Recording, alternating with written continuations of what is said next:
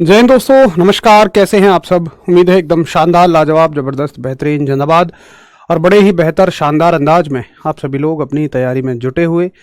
आशा करता हूं आप सभी बहुत अच्छे तरीके से अपनी तैयारी को मैनेज करके चल रहे हैं, क्योंकि तैयारी, केवल तैयारी करने से हम शायद सिलेक्शन को अपना सुनिश्चित नहीं कर पाते हैं।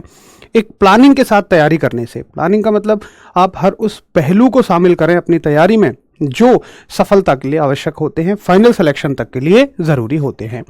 कभी कभी हमारे साथ ऐसा होता है कि हमें एक सब्जेक्ट बहुत प्यारा लगता है और उतनी ही एक सब्जेक्ट से दुश्मनी भी हो जाती है।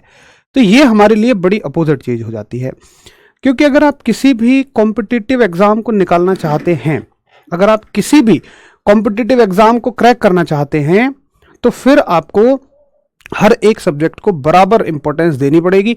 इसलिए आप जिस सब्जेक्ट से डरते हैं, कोशिश करिए उसको कहीं भी ऐसी जगह से पढ़ने की जो टीचर आपको अच्छे लगते हों या आपको आपकी भाषा में उसे समझा सकें।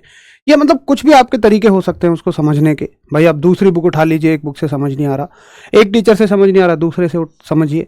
या फिर हो सकता है कि हमारे समझने में कहीं कमी हो सकता है उस विषय की फितरत ही हल्की सी स्ट्रांग हो और हम उसको हल्के में ले रहे हों। तो ऐसी सारी चीज़ों को लेके आपको साथ में चलना है ताकि आपका कोई भी सब्जेक्ट अधूरा ना रह जाए। चलिए, स्वागत है आप सभी का बहुत बहुत आपके अपने परिवार रोजगार विद अंकित में। शुरू करेंगे हम आज की क्लास को, और हमेशा हम क्वेश्चन से शुरू करते हैं, लेकिन कल तो हमने ऑलरेडी क्वेश्चन ही किए थे, तो फिर आज हम चैप्टर से शुरू करेंगे जिसका नाम है विद्युत, यानी कि इलेक्ट्रिसिटी। तो सभी एकदम बहुत अच्छे हैं। जय श्री राम, अमित कुमार, श्याम, श्री राम भाई। कलर विजन टेस्ट कराया था। हाँ बताइए आज़ाद, फिर क्या हुआ भाई कलर विजन में? प्रशांत सिंह, शायद भावना मैडम आपको बायोलॉजी पढ़ाएंगी। अभी उनकी बड़ा बिजी क्लासेस चल रही हैं, 4-4। ऊपर से उनके ना गले में इशू भी है। मतलब वैसे तो हर एक टीचर की 4-5 क्लास रहती हैं, लेकिन उनके गले में हल्की सी दुखन है, तो 4 से ज़्यादा क्लासेस लेने में उनको थोड़ी सी समस्या हो जाती है। तो भावना मैडम आपको शायद केमिस्ट्री के बाद बायोलॉजी करवाएंगे, और केमिस्ट्री आपकी शायद शुरू हो गई है। काफ़ी ज़्यादा हमने बोला तो टीचर्स अरेंज हो नहीं पा रहे थे हमारे, इसलिए हमने आपकी डिमांड पर, स्पेशली इस रेलवे बैच के लिए केमिस्ट्री की भारी डिमांड पर, फिर हमने एक और अध्यापक लिए हैं साइंस के, क्योंकि ऑलरेडी जो अध्यापक थे साइंस के उन सब पे काफ़ी लोड हो जाता था, चल रहा था। चलिए, बहुत बढ़िया। तो शुरू करते हैं इलेक्ट्रिसिटी यानी विद्युत चैप्टर को। और एक बात ध्यान रखना कि इस चैप्टर का सबसे पहला टॉपिक, जिसका नाम है आवेश यानी कि चार्ज, ये बहुत ज़्यादा इंपॉर्टेंट है। अगर आपने अभी अगले 10 मिनट क्लास को ध्यान से ले लिया तो फिर ये मान लेना कि ये पूरा चैप्टर तुम्हारे लिए बहुत आसान साबित हो जाएगा। तो शुरू करते हैं बिल्कुल भी बगैर समय वेस्ट किए अपने पहले टॉपिक से, जिसका नाम है चार्ज यानी कि आवेश। तो आवेश के बारे में हर एक बात को बिल्कुल बारीकी से समझते हुए चलेंगे, ताकि हमें आगे की चीज़ों को समझने में बड़ी ही आसानी रहे, क्योंकि आगे की सारी चीज़ें चार्ज से ही चलने वाली हैं। तो चार्ज को किससे दिखाते हैं? देखिए, आप कहीं बड़े क्यू से भी दिखा देते हैं, कहीं आप छोटे क्यू से भी दिखा लेते हैं, कोई दिक्कत नहीं है। अब देखते हैं एक बार कि चार्ज क्या होता है, आखिर आवेश है क्या। तो शायद बचपन में भाई सभी साइंटिस्ट बने होंगे, और साइंटिस्ट बन के आपने क्या किया होगा कि एक पेन लेके और उसे बालों में तेजी से घिसा होगा, और उसे आप कागज के टुकड़ों के पास लेके गए होंगे, या उसे आप धूल के टुकड़ों के पास लेके गए होंगे। जरा बताइए किस किस ने किया है ये। तो हमने क्या पाते हैं, हम ये पाते हैं कि जैसे मानिए ये एक पेन है, और जब मैं इस पेन को इन बालों में घिसता हूं, और घिसने के बाद मैं इसे धूल या फिर कागज के टुकड़ों के पास ले जाता हूं, तो धूल या कागज के टुकड़े इससे जाकर चिपक जाते हैं। क्या सभी ने यह महसूस किया है कि हाँ, धूल या कागज के टुकड़े जाएंगे और इससे चिपक जाएंगे? ये मान लेते हैं क्या है, ये है कागज के टुकड़े। तो बात आती है कि ऐसा हुआ क्यों, ऐसा क्यों हो पा रहा है? बहुत बढ़िया, सभी ने किया है, वेरी गुड। ऐसा क्यों हुआ? देखिए, ऐसा इसलिए होता है क्योंकि जब हमने पेन को घिसा तो बालों में से निकले इलेक्ट्रॉन। क्या निकले? इलेक्ट्रॉन। बालों में से निकलते हैं इलेक्ट्रॉन, और ये इलेक्ट्रॉन, ये जो बालों में से इलेक्ट्रॉन निकल रहे हैं, ये आके बैठ जाएंगे पेन पे। ठीक है, ध्यान से सुनना हर एक बात को। ये बालों में से निकले हुए इलेक्ट्रॉन जो है, ये आपके हेयर्स हैं, इनमें से निकलने वाले इलेक्ट्रॉन आएंगे और पेन पे बैठ जाएंगे। अब देखो इलेक्ट्रॉन की फितरत क्या है? इलेक्ट्रॉन की फितरत है कि ये अपने अलावा या अपने जैसे अलावा बाकी सभी चीजों को अपनी ओर खींचेगा। यानी कि हम कहते हैं, हम समझने के लिए ऐसा कर लेते हैं कि देखो अगर कोई किसी को खींच रहा है तो ये प्रकृति का नियम है कि उसकी प्रवृत्ति उससे दूसरे तरह की होगी। समझने की कोशिश करिए। तो एक बात बताइए कि बड़ी नेचुरल सी बात मैं बोल रहा हूं कि लड़के का अट्रैक्शन किसकी तरफ होगा? डेफिनेटली लड़की की तरफ। अदरवाइज मत लेना, इस बात को गलत मत लेना, मैं समझाने के पर्पज से कह रहा हूं। तो वैसे ही इलेक्ट्रॉन जिस भी नेचर का है उसका अट्रैक्शन किसी दूसरे नेचर वाले की तरफ होगा। तो हम ये कहते हैं कि इलेक्ट्रॉन जो है ना खींचने की एफिनिटी रखता है, यानी आकर्षण की क्षमता रखता है। तो हम कहते हैं कि ये ना निगेटिवली चार्ज है। हमने बस कहने को बता दिया, समझाने के लिए कह दिया कि ये ऋण आवेशित है, और नीचे जो कागज के या धूल के टुकड़े पड़े हैं ये कैसे हैं? ये धन आवेशित हैं, यानी कि पॉजिटिवली चार्ज हैं। तो हम ये मानते हैं कि कागज ऑलरेडी पॉजिटिवली चार्ज है, धन आवेशित है। और ऊपर के जो हेयर्स हैं, ये जो बाल हैं आपके, इनमें से इलेक्ट्रॉन निकले जो कि पेन पे आ गए, तो पूरा पेन इलेक्ट्रॉनों से कवर हो गया और पेन पे एक नेगेटिव चार्ज डेवलप हो गया जिसने पॉजिटिव चार्ज को खींच लिया। अब यहां पे आवेश कहां आया? तो हम कहते हैं कि पेन, देखो पहले तो सिंपल पेन तो कागज को नहीं खींच पाएगा। कौन सा पेन कागज को खींच पा रहा था? पेन खींच पा रहा था कागज को जब ये ऋण आवेशित, जब इस पर इलेक्ट्रॉन आ गए थे बहुत सारे। इसी को हम कहते हैं, इलेक्ट्रॉनों का आना या चले जाने को ही हम आवेश कहते हैं, आवेशित कहते हैं। अगर आप आवेशित वर्ड का मतलब समझो तो आप पाओगे कि आवेशित का मतलब है कि कोई आवेश में आ जाए। जैसे गुस्से में आने को भी आवेश में आना कहते हैं। तो गुस्से में आने के बाद आदमी कुछ भी कर सकता है, किसी चीज को तोड़ फोड़ देगा, एक अलग ही एनर्जी आती है। तो पेन के भी चार्ज होने का मतलब, आवेशित होने का मतलब कि अब इसके पास एक ताकत आ गई है कि ये पॉजिटिव चीजों को अपनी ओर खींचेगा। तो किसी वस्तु पर इलेक्ट्रॉनों का आना या चले जाना ही आवेश कहलाता है। अब एक बात ध्यान से सुनना कि अगर इलेक्ट्रॉन आए हैं पेन पर, तो पेन ऋणावेशित हुआ है, और जिसमें से इलेक्ट्रॉन निकल के गए हैं वो वस्तु धन आवेशित हो जाएगी, वो वस्तु पॉजिटिवली चार्ज मानी जाएगी। अगर मैथ के तरीके से देखो तो ये चीज सुनने में आपको बड़ी अपोजिट लगेगी। कैसे भाई? मैथ में होता है जब तुम्हारी जेब से कुछ जा रहा है तो तुम क्या हो रहे हो? नेगेटिव हो रहे हो, क्योंकि तुम्हारी जेब में कमी हो रही है। लेकिन यहां पर अगर आप देखें, अगर बालों में से इलेक्ट्रॉन गए हैं तो बाल कैसे हो रहे हैं? पॉजिटिव हो रहे हैं, धनावेशित हो रहे हैं। और जिसके पास जाता है कुछ, वो धनावेशित होना चाहिए, लेकिन यहां ऋणावेशित हो रहा है। ठीक। तो अब एक बार लिखते हैं जितनी भी बातें हमने पढ़ी हैं। सबसे पहले आवेश की परिभाषा देखते हैं। तो सबसे पहले सवाल आएगा कि बताइए, लिखते जाओ मेरे साथ, कि सर्वप्रथम शब्द आवेश किसने दिया? सर्वप्रथम शब्द आवेश किसने दिया? यानी कि who gave the word charge? Who gave the word charge? तो देखो, जब दुनिया कुछ नहीं जानती थी आवेश के बारे में, तब एक दार्शनिक हुए, इस वैज्ञानिक भी नहीं थे, ये दार्शनिक थे जिनका नाम था थेल्स। तो थेल्स साहब ने सबसे पहले बताया कि भाई पेन क्यों खींच रहा है? क्योंकि उन्होंने कहा पेन आवेशित हो गया है। लोगों ने पूछा जी आवेश का मतलब क्या है? तो उस टाइम तक इलेक्ट्रॉन की खोज ही नहीं हुई थी, तो ये नहीं बता पाए कि आखिर पेन के साथ हुआ क्या है। इसके आगे की जितनी भी खोज हुई हैं वो सब इलेक्ट्रॉन की डिस्कवरी के बाद हुई हैं। जब चैडविक साहब ने इलेक्ट्रॉन खोज दिया, उसके बाद एक वैज्ञानिक आते हैं जिनका नाम है बेंजामिन फ्रैंकलिन। तो इसके बाद की सारी कहानी कौन बताते हैं? Benjamin Franklin. तो आप कहोगे Benjamin Franklin, Benjamin Franklin sir ने बताया, बेंजामिन फ्रैंकलिन सर ने बताया। तो बेंजामिन फ्रैंकलिन साहब ने क्या क्या बताया, अब हम हर उस बात को लिख देते हैं जो बातें यहां पे हुई हैं। तो हमने क्या देखेंगे, बेंजामिन फ्रैंकलिन साहब क्या क्या बताते हैं। पहली बात कि इलेक्ट्रॉनों के चले जाने से, इलेक्ट्रॉनों ये ऑप्शन कैसे इनेबल हो रखा है यार, ये वाला ऑप्शन क्यों नहीं चल रहा है? इलेक्ट्रॉन के चले जाने से, इलेक्ट्रॉन के चले जाने से वह वस्तु यानी कि वो ऑब्जेक्ट कैसा हो जाता है? वो ऑब्जेक्ट धन आवेशित हो जाता है, यानी कि पॉजिटिवली चार्ज हो जाता है। ठीक है, पॉजिटिवली चार्ज। देखो केवल ना रटने भर से कुछ फर्क नहीं पड़ेगा इसमें, रट के तो कुछ नहीं कर पाओगे आप, आपको चाहिए कि आपको चीजों को समझना पड़ेगा। ठीक है भाई आजाद, मैं कोशिश करता हूं आज।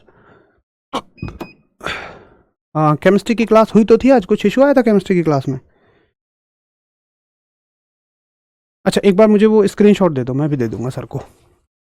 अच्छा, इलेक्ट्रॉनों के चले जाने से वो वस्तु धनावेशित हो जाएगी, और इलेक्ट्रॉन आ जाने से, इलेक्ट्रॉन आ जाने से,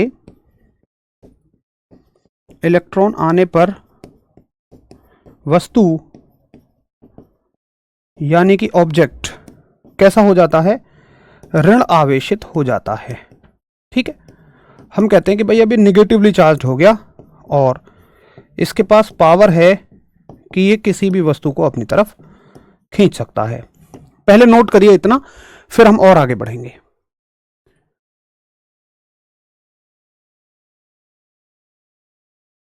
अविनाश, इससे संबंधित मैं आपको क्वेश्चन करवा दूंगा, आपको चीजें समझ में आ जाएंगी। चलिए आशु कुमार, बहुत सारा आभार, अच्छा लगता है आपको चीजें समझ में आती हैं, बहुत सारा आभार। ठीक है, अगर नहीं चली है, 15 मिनट चली थी, कोई शायद टेक्निकल इशू रहा होगा, कोई बात नहीं है, वो तो सॉल्व हो जाएगा कल से। यार देखो मेरा सब्जेक्ट जो ना, वैसे तो फिजिक्स और केमिस्ट्री दोनों में कंफर्टेबल हूँ, लेकिन फिजिक्स की ही इतनी क्लासेस हो जाती हैं और फिर थोड़ा सा आप जानते ही हैं कि गवर्नमेंट जॉब भी है, तो मैं केमिस्ट्री हैंडल नहीं कर पाऊँगा। केमिस्ट्री आपको कोई और ही अध्यापक पढ़ाएंगे। केमिस्ट्री की क्लास शायद बच्चे बता रहे हैं कि आज हुई, लेकिन वो 15 मिनट चल पाई, शायद कोई टेक्निकल इशू रहा होगा, कोई बात नहीं, कल चल जाएगी। कोई बात नहीं, अपलोड नहीं हुई है तो अपलोड हो जाएगी, अगर हुई होगी तो अपलोड हो जाएगी। मैसेज डाल दिया ना? ठीक है ठीक है भाई। हेमंत कुमार, मैंने आपको समस्या बता दी कि मैं इस वजह से केमिस्ट्री की क्लासेस नहीं करा सकता। चलो, ये प्रशांत सिंह का कमेंट दे दो मुझे। ठीक है, राइटिंग के लिए मैं एक बार सर को बोल देता हूं। तो ये हो गया आपका। अब देखो और हमने क्या सीखा, और हमने ये सीखा कि हम ये भी देखें कि अगर ऑपोजिट चार्ज होते हैं, ये सारी बातें हमें कौन बताते हैं? बेंजामिन फ्रैंकलिन साहब, कि जो विपरीत आवेश होते हैं, यानी कि जो ऑपोजिट चार्ज होता है, जो ऑपोजिट चार्ज होते हैं, इनके बीच में हमेशा क्या होता है? जैसे प्लस और माइनस है तो हमेशा अट्रैक्शन होगा, हमेशा आकर्षण होगा। और ये बात तो हम यार प्रकृति में भी देखते हैं, है ना, नेचर में भी देखते हैं कि हमेशा विपरीत आवेशों के बीच क्या होगा? अट्रैक्शन होगा। और अगर हम बात करें समान आवेशों के बीच, अगर देखा जाए समान आवेशों के बीच, समान आवेश यानी कि सेम चार्जेस के बीच हमेशा क्या रहेगा? रिपल्शन रहेगा। तो सेम चार्जेस के बीच हमेशा क्या रहेगा? रिपल्शन रहेगा, यानी कि प्रतिकर्षण रहेगा। ठीक है, ये बात उन्होंने बताई। अगली बात वो क्या बताते हैं? अगली बात ये बताते हैं कि अब देखो एक बच्चा मुझसे पूछेगा कि भैया ये बताओ कि एक इलेक्ट्रॉन के पास आखिर कितनी ताकत होती है? एक इलेक्ट्रॉन के पास आखिर कितनी ताकत होती है कि वो कितनी ताकत से किसी वस्तु को खींच सकता है? तो उसको थोड़ा सा बाद में पढ़ेंगे। अभी फिलहाल के लिए आप ये समझो कि एक इलेक्ट्रॉन के पास कितना आवेश होता है, आप ये समझो। तो पहले उससे समझो कि आवेश का मात्रक क्या होता है। आवेश का मात्रक यानी कि यूनिट ऑफ चार्ज क्या होती है? तो यूनिट ऑफ चार्ज जो होती है, आवेश का जो मात्रक होता है, यह होता है कूलाम। आवेश का मात्रक होता है कूलाम। ठीक है, चलो अच्छा, आगे देखा जाए तो एक इलेक्ट्रॉन के पास कितने कूलाम का आवेश होता है? तो आप याद रखेंगे कि एक इलेक्ट्रॉन पर 1.6 गुणा 10 की घात -19 कूलाम का आवेश होता है। कूलाम का आवेश होता है, यानी कि एक इलेक्ट्रॉन पर इतना चार्ज होता है। देखो, चार्ज के बारे में ना हर चीज आपको बेसिक से समझ आनी चाहिए। अगर आपको चार्ज के बारे में समझ में आएंगी चीजें, तो ही आप आगे किसी बात को समझ पाओगे इस पूरे चैप्टर में। चार्ज को ऐसा नहीं है कि केवल आप रट रहे हो कि अच्छा भैया ये चार्ज होता है, आपको महसूस होना चाहिए, अच्छा ये होता है आवेश, तब कहो कि हाँ आप भौतिक विज्ञान पढ़ रहे हो। क्योंकि भौतिक विज्ञान कहीं दूर नहीं है, ये कोई केमिस्ट्री की तरह लेबोरेटरीज में नहीं है, ये आपके आसपास के जीवन में है। आप दिन प्रतिदिन भौतिक विज्ञान के साथ डील करते हो, इसलिए आपको समझ में आनी चाहिए। बहुत बढ़िया यार, गुंजन जी नहीं हो पाएगा ऐसे में भाई, संडे केमिस्ट्री में नहीं हो पाएगा कवर। संडे में फिर आपकी डिस्टरबेंस रहेगा कि भाई मैराथन्स लग गई मेरी, कहीं मीटअप में जाना हो गया, कहीं बच्चों से मिलने जाना हो गया, तो आप परेशान हो जाएंगे। वैसे भी शायद आपकी CBT 2 के लिए तो नहीं चाहिए होगी आपको बहुत ज़्यादा केमिस्ट्री की नीड। CBT 2 के लिए कोई ज़रूरत नहीं होगी ज़्यादा। चलो चलो प्रशांत सिंह, बहुत सारा आभार भाई आपका, वेरी गुड। तो यहाँ तक की कहानी सबको समझ में आ गई होगी, और केवल इसको मैं कह रहा हूँ समझना नहीं है, आपको इसे महसूस करना है, ठीक है। तो ये हो गई सारी की सारी आवेश के बारे में बातें, यानी कि चार्ज के बारे में बातें। अब देखिए और पॉइंट क्या पढ़ने हैं हमें, और पॉइंट पढ़ना है हमें, कुछ आवेशों के गुण होते हैं। जैसे सवाल आता है एक कि आवेश एक कैसी राशि है, तो आवेश एक अदिश राशि है, क्योंकि इसकी कोई दिशा नहीं होती है। ये कैसी राशि है? ये अदिश राशि है, यानी कि स्केलर क्वांटिटी है। इसकी डायमेंशन क्या होती है वो आगे बताऊंगा, जब हम धारा की डायमेंशन पढ़ लेंगे, जब करंट को पढ़ लेंगे, तब आपको उसकी डायमेंशन समझ में आएगी। इसलिए अब इसको होल्ड कर देंगे हम, मैं आपको खुद ही बता दूंगा। अच्छा, एक बात मुझे आप बताइए, एक बात पूछी जाती है, आवेशों की योज्यता, या क्वांटमीकरण बोलते हैं उसको। एक प्रॉपर्टी आती है आवेशों की कि आवेश का क्वांटमीकरण, आवेश का क्वांटमीकरण, यानी कि quantization of charge, quantization of charge. अब देखो, ये नाम सुनने में बड़ा भारी लग रहा है यार, जाने क्या बात रही होगी क्वांटाइजेशन। बहुत आसान सी बात है, सुनो कैसे। एक बात मुझे बताओ कि मान के चलो मैं ये बोलता हूं कि भाई तुम्हारी जेब में ना हमेशा रुपए जो होने चाहिए वो 5 के गुणज में होने चाहिए। तो मैंने तुम्हारी जेब में 5 रुपए डाले, अब अगली बार मुझे 5 और डालने पड़ेंगे, अगली बार और 5 डालने पड़ेंगे, अगली बार और 5 डालने पड़ेंगे, अगली बार और 5 डालने पड़ेंगे। तो इसी को बोलते हैं हम कि अगर आपकी जेब में रुपए हैं तो वो 5 के गुणज में होने चाहिए, अगर मैंने ऐसी कंडीशन रख दी। अब एक बात बताइए कि अगर मान लो मैं आपसे ये पूछूं कि एक किसी वस्तु पर इलेक्ट्रॉन आ रहे हैं, किसी वस्तु पे एक इलेक्ट्रॉन आया, महसूस करना, किसी वस्तु पर एक इलेक्ट्रॉन आया, तो एक इलेक्ट्रॉन कितना आवेश लेके आया? आप कहेंगे भैया एक इलेक्ट्रॉन आया तो ये 1.6 गुणा 10 की घात -19 कूलाम का आवेश लेकर आया। अब एक बच्चा ऐसे भी कंफ्यूज रहता है, देखो उसको लगता है कि इलेक्ट्रॉन पर ऋण आवेश होता है, तो यहां पे माइनस लगाएंगे। ऐसे ही अगर प्रोटॉन पे आवेश निकालेंगे हम, चाहो आप इसको यहां नोट डाल के लिख भी लो, इंपॉर्टेंट बात है। एक बच्चा पूछेगा, चूंकि इलेक्ट्रॉन और प्रोटॉन पर बराबर आवेश होता है ताकि नाभिक में संतुलन रहे, ये नाभिक में एक साथ होते हैं, तो इन पे बराबर आवेश होता है। और बराबर कितना आवेश होगा? नाभिक नहीं, सॉरी, परमाणु में। तो अगर आप एक प्रोटॉन पे आवेश निकालेंगे तो एक प्रोटॉन पे जो आवेश होगा, बच्चा सोचता है कि प्रोटॉन पे तो प्लस में आवेश होगा, तो वो ऐसा होगा। मैं कहूंगा नहीं, प्रोटॉन पर ऐसा आवेश नहीं होता। यार ये ऑप्शन क्यों नहीं चल रहे हैं दोनों? ये प्रोटॉन पर ऐसे यहां प्लस में आवेश नहीं होता।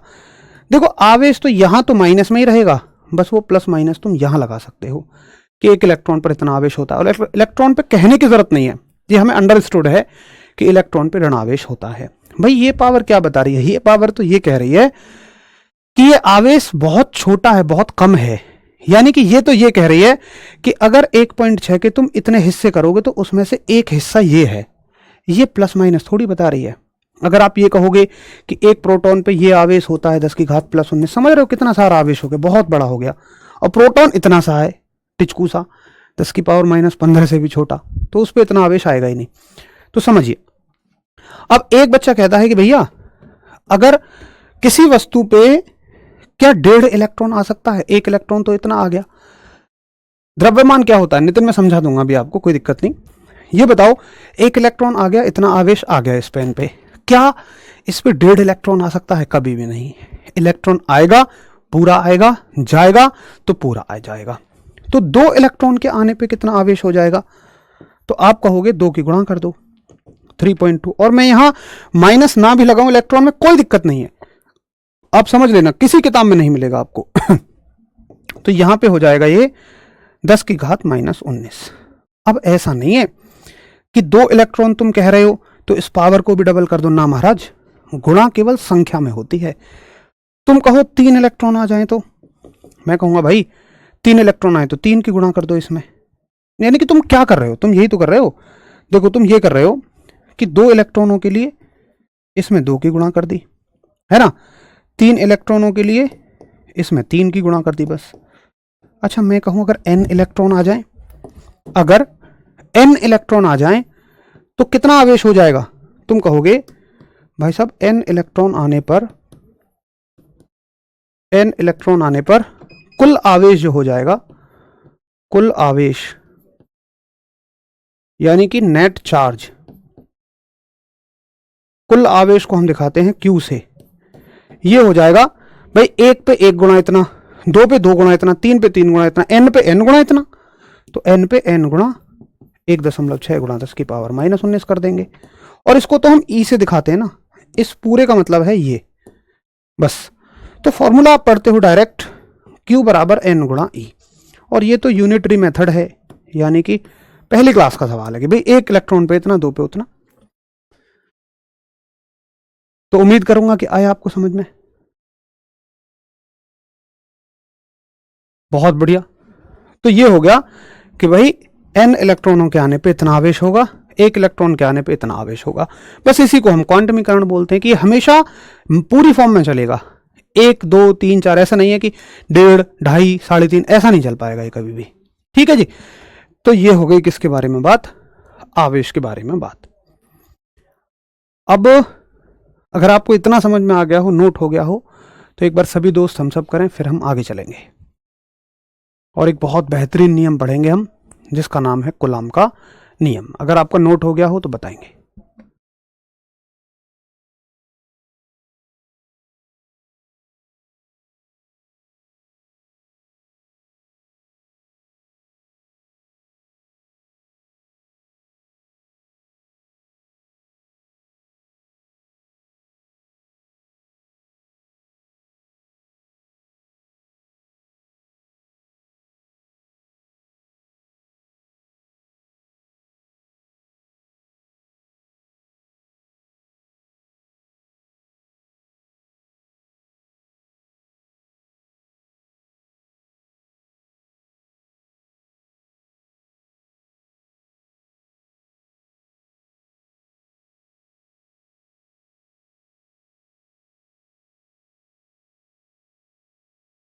चलिए बहुत बढ़िया, सभी को समझ में आया। अब समझते हैं, आप चलते हैं कूलाम के नियम पे, और ना आपको महसूस होगा आज कि एक कूलाम आवेश कितना होता है।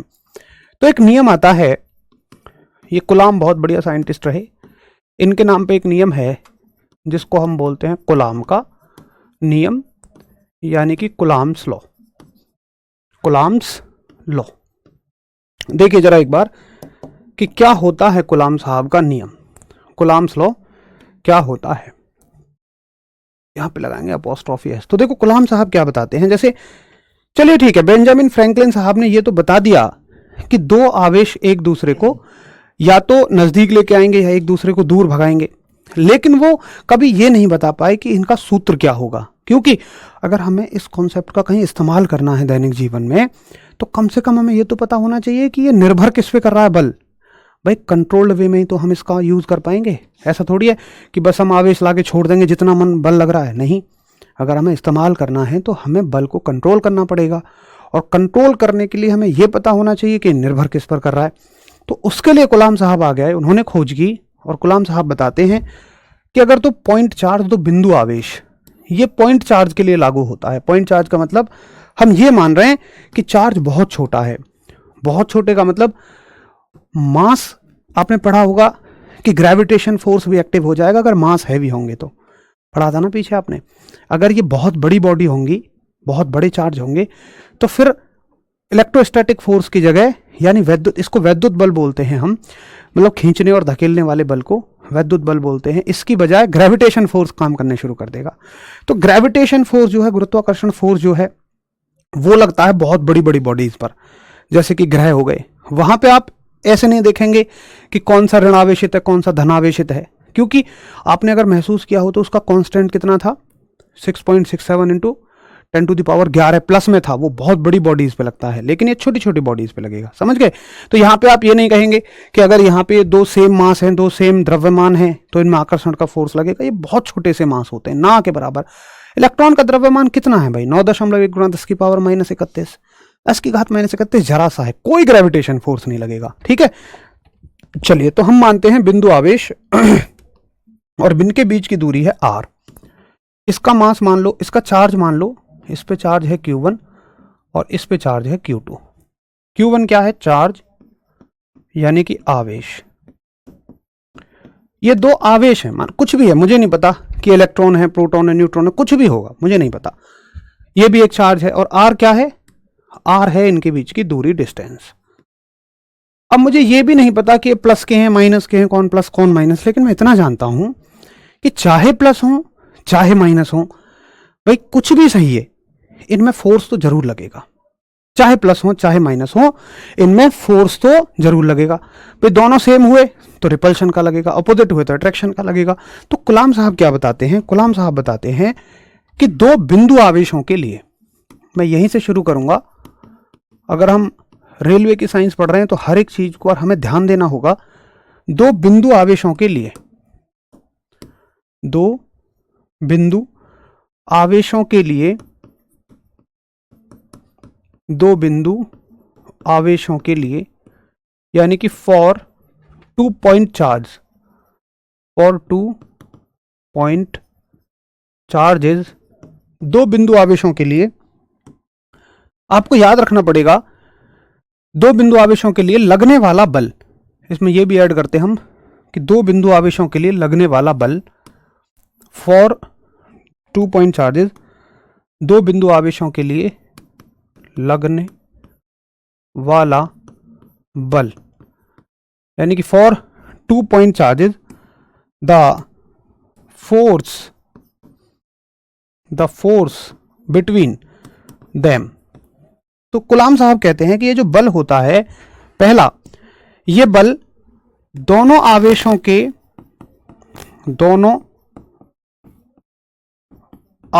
के गुणनफल के समानुपाती, दोनों आवेशों के गुणनफल के समानुपाती, यानी कि डायरेक्टली प्रोपोर्शनल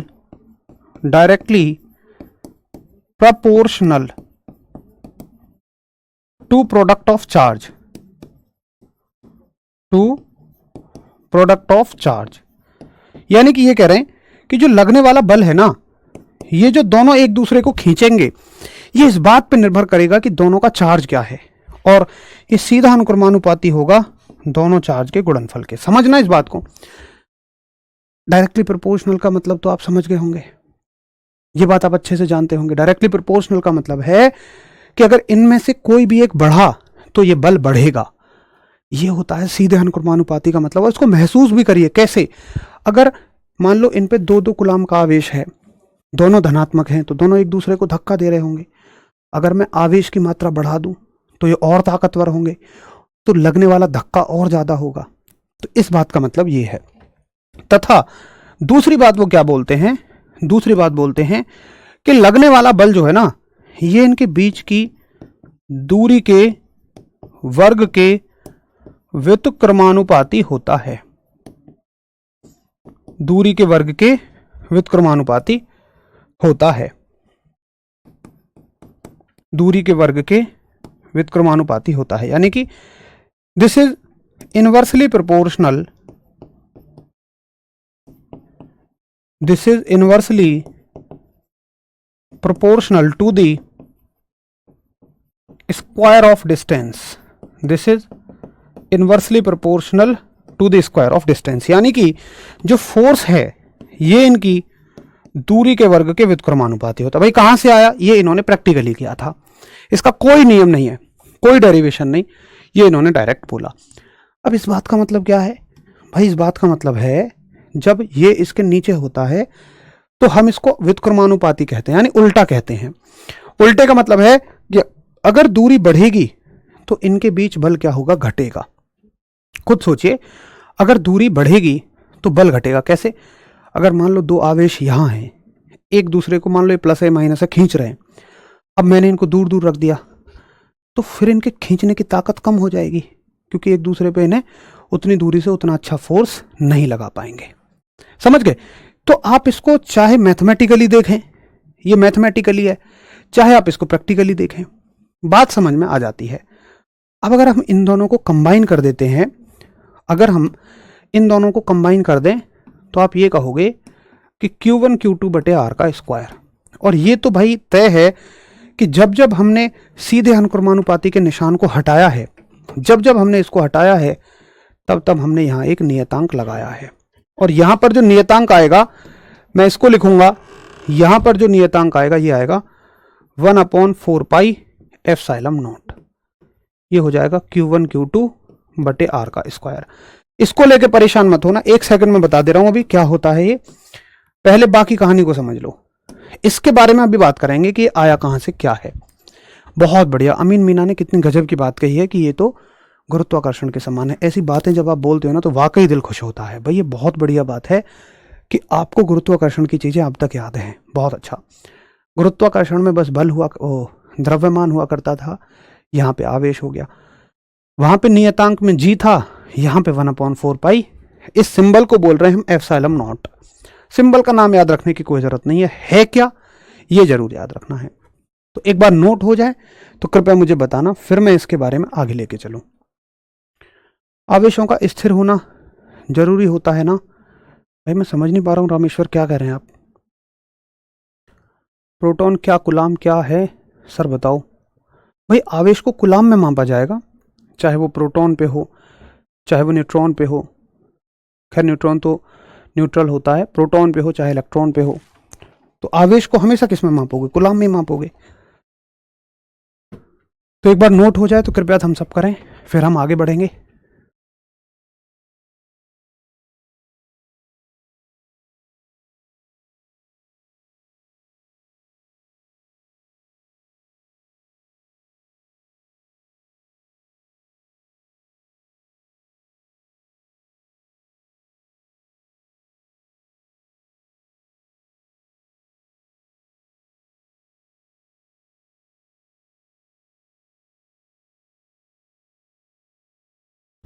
चलो बहुत बढ़िया, सभी को समझ में आया। अब थोड़ा सा आगे चलते हैं, अब थोड़ा सा देखिए। अब यहां से पहले देखो सवाल कैसे बनेंगे, पहले एक बार सवाल देख लो। हालांकि सवाल तो मैं आपको प्रीवियस ईयर क्वेश्चन कराऊंगा, लेकिन जैसे सवाल बनेगा कि मान लो जैसे गुरुत्वाकर्षण में बने थे कि दो आवेशों के बीच की दूरी को, दो आवेशों यानी कि दो चार्जेस के बीच की दूरी को, दो आवेशों के बीच की दूरी 2 गुनी कर दी जाए, इनके बीच की जो डिस्टेंस है वो 2 टाइम्स कर दी जाए, 2 गुनी कर दी जाए, तो बताओ लगने वाले बल पे क्या फर्क पड़ेगा? तो आप कहोगे कि अगर इनके बीच की दूरी को हम 2 गुना कर दें, जैसे देखिए अब जब जैसे मान लो फॉर्मूला पूरा ये है, हाँ ये भी बात पे ध्यान दो आप, फॉर्मूला पूरा ये है कि 1/4 pi epsilon naught Q1 Q2 by R का स्क्वायर। तो आप केवल सवाल में जिस चीज के बारे में कहा जाए उस चीज से मतलब रखो। केवल दूरी की बात कही, आप दूरी से मतलब रखो, बाकी चीजों को छोड़ दो। क्या होता है? तो भाई दूरी से मतलब रखो। अब यहां पर तुम किसी चीज को 2 गुना करोगे, यहाँ 2 गुना करोगे तो उसका स्क्वायर फॉर्मूले में है 4 हो जाएगा, और इसका ओवरऑल इफेक्ट यहाँ क्या पड़ेगा कि ये चीज 1/4 हो जाएगी। ये आप ऐसे भी सोचो कि अगर ये नीचे है और ये नीचे 4 हुई है, यानी कि 4 गुना हुई है, तो यहां अगर कोई चीज बढ़ी है तो यहां घटेगी, तो बल कितना हो जाएगा, बल 1/4 गुना हो जाएगा, 1/4 टाइम हो जाएगा। तो बहुत बेसिक सवाल इससे पूछे जाएंगे। लेकिन अगर मैं इस फॉर्मूले को डायरेक्ट लिखता और मैं तुमसे बस ये बोलता कि तुम खाली इस चीज को याद रख लो, तो तुम एक्सेप्ट नहीं कर पाते। तुम्हें चाहिए ही चाहिए कि ये बताइए कम से कम ये सूत्र कहां से आया है, और स्टेटमेंट भी पूछे जाते हैं। ओपनहाइमर कौन थे? अरे भाई प्रशांत सिंह जी, उनके ऊपर मूवी आई थी, अभी नहीं देखी होगी शायद आपने। परमाणु बम के जनक माने जाते हैं, एटम बम के। ओपनहाइमर 4 गुनी नहीं हो जाएगी, ये 4 गुनी होगी तो ये 1/4 होगा। वही तो मैंने बताया, ये नीचे है, नीचे चीज बढ़ेगी तो ऊपर घट जाएगी, सीधा सीधा याद रखिएगा, ठीक है। चलो, तो ये सवाल इससे बेसिक बेसिक आते हैं। अब एक बार मैं तुम्हें लेके चलता हूं कि आखिर ये नियतांक है क्या। हमने जो ये नियतांक यूज किया है तो इसको देख लेते हैं। तो 1/4 पाई एप्सिलॉन नॉट एक नियतांक है, ये पूरा एक नियतांक है, कांस्टेंट है, ठीक है। अब देखो, वैसे तो हमें इसकी गहराई में ज़्यादा नहीं जाना, लेकिन चली बात है तो मैं ज़रूर बताऊंगा कि इसमें ये पूरा एक कांस्टेंट है, इसकी वैल्यू फिक्स होती है। अच्छा, इसमें ये क्या है, तो इस चीज़ को बोलते हैं हम, इसका नाम याद, मतलब सिंबल का नाम याद मत करो, यहां पे सिंबल किस लिए यूज हुआ है उसका नाम याद रखो। तो सिंबल यूज हुआ है, यहां पे सिंबल काम करता है परमिटिविटी का, परमिटिविटी यानी कि विद्युतशीलता, ठीक है। और विद्युतशीलता क्या करती है, देखो, अगर तुमने आवेशों को मान लो हवा में रखा है इतनी दूरी पर, ये 2 आवेश हैं, इतनी दूरी पर तुमने इन्हें हवा में रखा, और ये एक पॉजिटिव है एक नेगेटिव है, तो ये दोनों एक दूसरे को खींचते हैं मान लो, ठीक। लेकिन अगर मैं इन्हीं दोनों आवेशों को इतनी ही दूरी पर पानी में रख दूं तो क्या होगा, तो आप कहेंगे कि जितनी ताकत ये पहले लगा रहे थे उतनी ताकत अब तो नहीं लगा पाएंगे, क्योंकि अगर मैं तुम्हें एक बार हवा में दौड़ने को बोलूं, एक बार पानी में, तो पानी में तुम कम दौड़ पाओगे, तो ये पानी में और कम दौड़ पाएंगे। अब मैं और इन्हें मान लो शहद में रख दूं, शहद और ज्यादा घना है, और ज्यादा भारी है, और ज्यादा भारी है, तो भाई भारी है अगर तो क्या होगा, शहद अगर भारी है तो इन पर लगने वाला बल और घट जाएगा। तो ये बात का ख्याल रखता है ये वैद्युतशीलता। क्या रखती है, वैद्युतशीलता को हम लेके आते हैं माध्यम के लिए, वैद्युतशीलता को हम किसके लिए रखते हैं, माध्यम के लिए, कि ये माध्यम का ख्याल रखे। आपसे इतना गहरा कुछ भी नहीं पूछा जाएगा, सिर्फ आपको ये याद रखना है कि ये माध्यम के लिए लाई जाती है, और कुछ नहीं याद करना। जाने को मैं इसकी गहराई में बहुत चला जाऊंगा, लेकिन आपको जाना नहीं है, बस आपको इतना ही रहना है कि एप्सिलॉन नॉट है और ये माध्यम का ख्याल रखती है, खत्म। इसकी वैल्यू पूछेगा पूरी पूरी इस नियतांक की, तो इस नियतांक की वैल्यू है 9 × 10⁹, बस इससे ज्यादा मत जाइए इसकी गहराई में, खत्म। अब देखो, आप क्या पूछ रहे हैं कि अगर उस फॉर्मूले में दूरी 4 गुनी हो जाए। एक बात बताओ मुझे कि मान के चलो मैं पूछता हूं कि तुम्हारी आज इनकम मान लो 10,000 रुपये है, तो तुम्हारा खर्चा 5,000 रुपये है। अगर मैं कहूं कि तुम्हारे खर्चा बढ़ जाए, मान लो आज तुम्हारा खर्चा 8,000 हो जाए, तो तुम्हारी इनकम कितनी हो जाएगी, यार इनकम तो उतनी रहेगी। मान लो आज मैं कह रहा हूं कि मेरी इनकम 10,000 है और मेरा खर्चा 5,000 है, कल मैं कह रहा हूं मेरी इनकम 7,000 है, तो मेरे खर्चे पे क्या फर्क पड़ा, मेरा खर्चा 7,000 है तो मेरी इनकम पे क्या फर्क पड़ा, एक दिन में तो इनकम नहीं बढ़ेगी। इसका मतलब ये है हम सवाल ही गलत पूछ रहे हैं।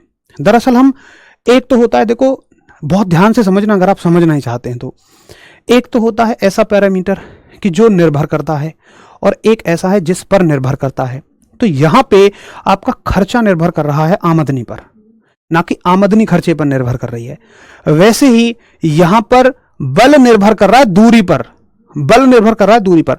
दूरी में परिवर्तन से बल में परिवर्तन होगा, बल में परिवर्तन हो फिर तुम पूछो तो कि दूरी में क्या परिवर्तन होगा, इसका कोई लॉजिक नहीं है, ये सवाल ही गलत है, ऐसे कभी नहीं पूछेगा, ठीक है। तो होने को बहुत कुछ है इसकी यूनिट, लेकिन हम उतनी गहराई में नहीं जाएंगे, आप खामखा कंफ्यूज होंगे। अब देखिए, मैं आपसे पूछूंगा, आप समझते हैं कि 1 कूलाम की पावर कितनी होती है। यहां पे हम ये समझेंगे कि 1 कूलाम की पावर कितनी होती है। तो मान लो एक क्वेश्चन आ गया कि मेरे पास दो आवेश हैं और दोनों ही कितने हैं, एक एक कूलाम के, ठीक है, एक एक कूलाम के दोनों आवेश हैं और ये दोनों एक दूसरे से 1 मीटर की दूरी पर रखे हैं, तो इनके बीच लगने वाला बल बताओ। अब आपसे पूछा गया फोर्स कि बल बताओ, तो भाई इसमें क्या लगाओगे आप, आवेशों में बल बताने के लिए आप किसका नियम लगाते हैं, कूलाम का, जो कि है 1/4πε0 Q1 Q2, ये गुणा का ही निशान है बीच में, R का स्क्वायर। इस पूरे की वैल्यू हमने अभी अभी सीखी, इस पूरे की वैल्यू है 9 × 10⁹। Q1 Q2 कितने हैं, दोनों एक एक कूलाम है, तो 1 कूलाम गुणा 1 कूलाम डिवाइडेड बाय डिस्टेंस का स्क्वायर, तो 1 का स्क्वायर, ये तो पूरा 1 बन जाएगा, तो आंसर आ जाएगा 9 × 10⁹। और फोर्स की यूनिट तो न्यूटन रहेगी। तो ये होती है 1 कूलाम आवेश की पावर। कुछ समझ में आया आपको कि 1 कूलाम आवेश कितना होता है। तो 1 कूलाम आवेश, अगर 1 कूलाम के आवेश एक दूरी पर लगे तो इतना भयंकर बल लगाएंगे। 1 कूलाम बहुत आवेश होता है। अच्छा, क्या आपको इतने बल का फील आ रहा है? चलो मैं महसूस कराता हूं इतना बल क्या होता है। देखो, अगर आप 1 किलो चीनी लटका के ले जा रहे हैं, तो 1 किलो चीनी जो फोर्स लगा रही है आपके हाथ पे, यानी कि पृथ्वी उसको खींच रही है चीनी को, तो चीनी आपके हाथ पे जो फोर्स लगा रही है 1 किलो, वो कितना होगा? तो हम पढ़ते हैं W = mg। मान लो तुम ध्रुवों पे रहते हो, तो 1 किलो चीनी और जी की वैल्यू मान लो 10 है, तो 1 किलो चीनी तुम्हारे हाथ पे 10 न्यूटन का फोर्स लगाएगी, और ये कितना है? 10⁹9 न्यूटन। 10⁹9 न्यूटन बहुत ज्यादा बल होता है भाई। लेकिन 1 कूलाम भी थोड़ा मोड़ा आवेश नहीं है। अच्छा, कोई तुमसे पूछे, अभी तुम्हें ना ये तो फील आ गया कि अच्छा यार 1 कूलाम ना इतना बल लगाता है, लेकिन शायद ये फील नहीं आ पा रहा होगा कि 1 कूलाम कितने इलेक्ट्रॉन मिलकर 1 कूलाम बनाते हैं। तुम्हें ऐसा लग रहा है 1 कूलाम है तो बहुत बड़ा, लेकिन इलेक्ट्रॉन भी बहुत सारे चाहिए। आपको पता है कितने चाहिए? आओ जरा देख लें। एक सवाल ऐसा भी पूछा जाएगा कि बताइए 1 कूलाम आवेश बनाने के लिए, 1 कूलाम आवेश के लिए,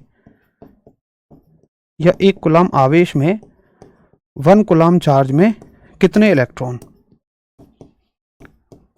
1 कूलाम आवेश में कितने इलेक्ट्रॉन होते हैं? तो देखो, हमने फॉर्मूला पढ़ा था Q = N × E, और हमें निकालना है कि 1 कूलाम आवेश में, यानी कि इसकी वैल्यू 1 है, नंबर ऑफ इलेक्ट्रॉन निकालने हैं, और 1 इलेक्ट्रॉन पर आवेश होता है इतना, ठीक। तो N की वैल्यू अगर आप यहां से कैलकुलेट करेंगे तो N की वैल्यू कितनी हो जाएगी? गुणा में यहां भाग में जाएगा, 1/1.6 × 10⁻−19। इसको सॉल्व करोगे तो ये हो जाएगा 6.25 × 10⁻18। तो इतने इलेक्ट्रॉन, सोचो 1 कूलाम आवेश इतने सारे इलेक्ट्रॉन मिलकर बनाते हैं। इसको सॉल्व कर लेना, मुझे तो याद है, आप चाहो सॉल्व कर लेना।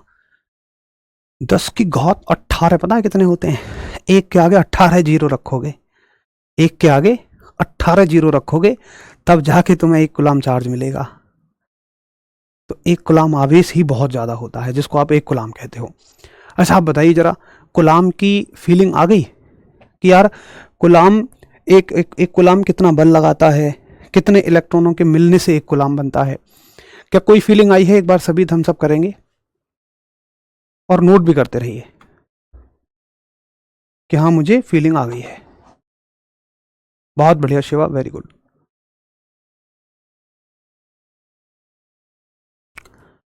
चलो बहुत बढ़िया। फिजिक्स से तो पहले से ही प्यार था, अब आपसे भी हो गया है भाई, बहुत सारा प्यार आपको भी, वेरी गुड।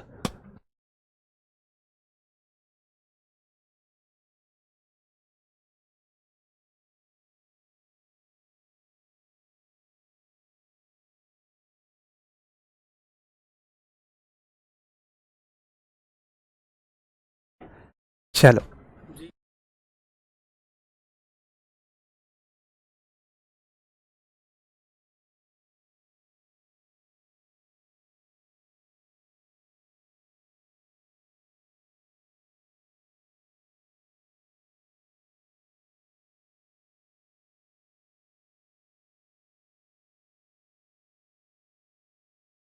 चलो भाई, बहुत बढ़िया, सभी का नोट हो गया, वेरी गुड।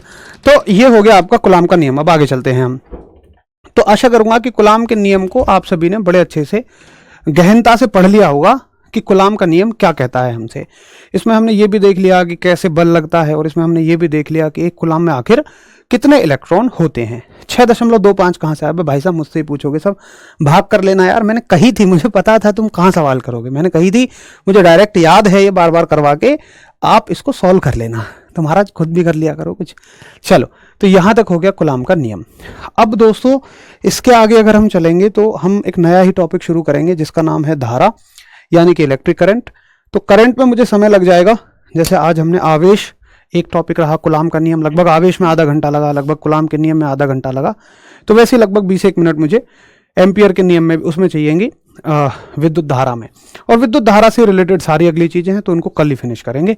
तो मिलते हैं कल, तब तक के लिए सभी को नमस्कार, धन्यवाद। मेहनत करते रहिए और ऐसा ना हर एक चीज़ को बराबर लेके चलिए, किसी को कम मत आंकिएगा। मैं जैसे जो भी चीज़ें आपको बताता हूँ वो सब मैं अपना व्यक्तिगत अनुभव बताता हूँ, मैंने कहीं से वो पढ़ी नहीं है किताबों में, मैंने किसी से सुनी नहीं है।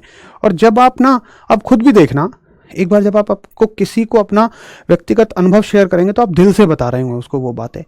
तो कोई आदमी अगर आपको अपना व्यक्तिगत अनुभव दे तो फिर उस पर तो ब्लाइंडली आप ट्रस्ट कर लेना, बिल्कुल अंधे होकर मान सकते हैं कि हाँ भाई ये चीज़ हमारे लिए बिल्कुल बेनिफिशियल रहेगी। तो मिलेंगे कल, नमस्कार, धन्यवाद।